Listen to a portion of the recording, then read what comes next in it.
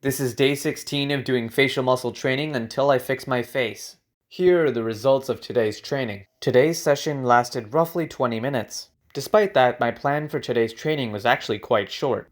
In fact, there were only 2 items to complete. The first being my lip corner, the second being my integration drill.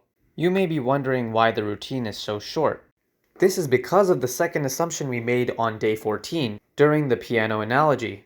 As a refresher of day 14, we said that the timeline for learning motor control in the facial muscles would roughly resemble that of learning Beethoven. In other words, if I'm able to force symmetry for even 1 second, then if I keep doing it every single day, eventually my baseline will start shifting towards symmetry. At the time, we identified 2 very major assumptions.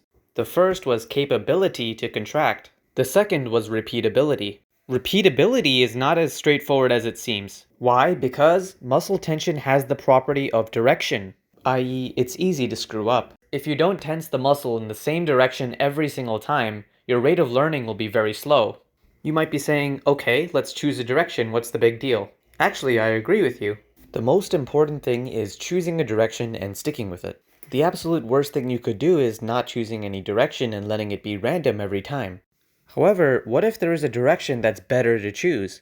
In the first place, what directions can I even choose from? How is direction even defined? To get a sense for this, let me try to illustrate an example. In this illustration, you can see that the fibers in the bottom have both thickened and shortened. The fibers in the middle have become thinner and longer. The top fibers have roughly stayed the same. Since the fibers at the top have stayed roughly the same, there is no additional contribution of force. Since the middle fibers have gotten longer and skinnier, the internal pressure has reduced. In other words, there was a reduction of force. The bottom fibers have become fatter and thicker due to increased internal pressure. As you can see, the tension is very imbalanced. Overall, this giant network of muscle is being pulled downwards by just that small segment of muscle in the bottom. There are other ways to get a downward force, but the direction of force for each motor unit is uniquely determined.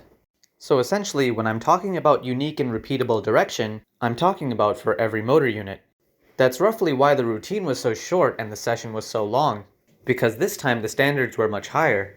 The question I didn't answer was, is there a direction that's better than others? The answer is yes, but since this video is getting quite long, I'll explain that in day 17. If you managed to get this far, and found what I have to say interesting, please like and follow.